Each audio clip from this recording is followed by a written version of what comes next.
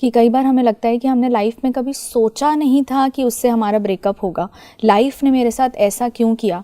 तो क्या कभी ये डिसीजन लाइफ हमें हमारा बेस्ट डिसीजन बना सकती है, that life gives us 100 times better person, जो हमने कभी सोचा नहीं था that life can bless us with that. बिल्कुल हो सकता है, क्योंकि नियति ऐसी है कि कभी भी जब कुछ अच्छा देना चाहते हैं तो उस समय थोड़ा दर्द होता है। जैसे मैं एक उदाहरण अगर दूं कि मान लो कि कांटा चुभ गया है, उस कांटे को निकालने के लिए सुई गहरी चुभोनी पड़ती है, तब जाके कांटा निकलता है। ठीक इसी तरह शायद आप कहीं गलत में फंस गए हैं और समय आया और समय ने जैसे ही देखा कि आप गलत जगह पर है और समय कुछ अच्छा देना चाहते हैं, क्योंकि आपके पास्ट कार्मिक अकाउंट्स किसी और के साथ बहुत अच्छे से थे, इस व्यक्ति के साथ थे ही नहीं। तो इसीलिए जब ब्रेकअप हुआ तो एक पेन हुआ, लेकिन वो कांटा चुभने जितना पेन था, है ना। और इसीलिए ये हुआ ताकि वो कांटा निकल सके जो आपकी लाइफ में घुस गया था अननेसेसरी, वो निकल जाए।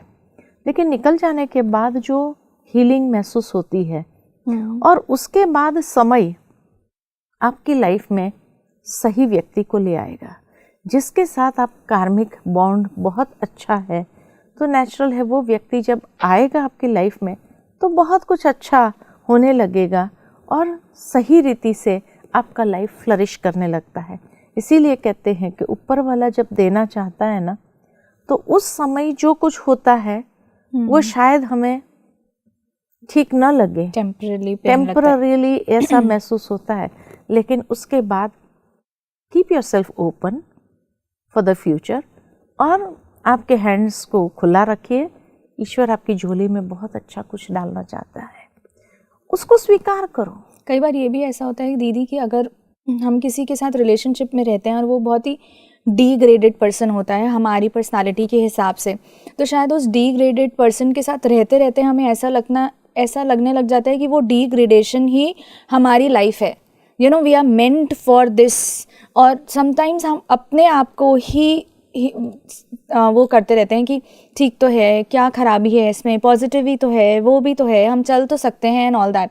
तो शायद आपने सही कहा कि एक कांटे को लेकर कई बार जब कांटा अंदर चला जाता है तो हम यूज्ड टू हो जाते हैं उस कांटे के कि ठीक है थोड़ा ही तो पेन हो रहा है। So I think you are right कि yes, life is gonna give you something better you are meant for. Yeah so keep your arms open और ईश्वर को या उसके प्रकाश को आने दो, या वो जो आपकी झोली में डाल रहा है बहुत अच्छा डाल रहा है, बिकॉज उसको शायद ज़्यादा पता है कि what is better and in fact what is best for you. इसीलिए तो कहते हैं ना वो माता पिता है, माता पिता को हमेशा पता होता है आपके लिए बेस्ट क्या है ना।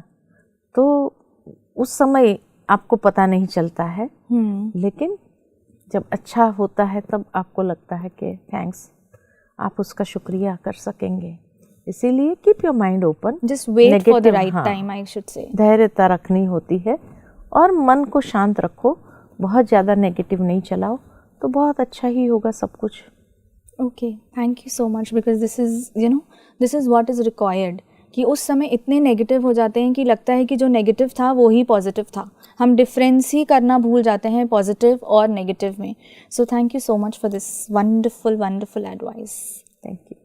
Guys, if you are holding stones very tightly in your hands and you just feel that stones are the asset of your life, please open the hands, let the stones fall and let God, fill your hands with the precious diamonds or probably the Kohinoor diamond you are meant for.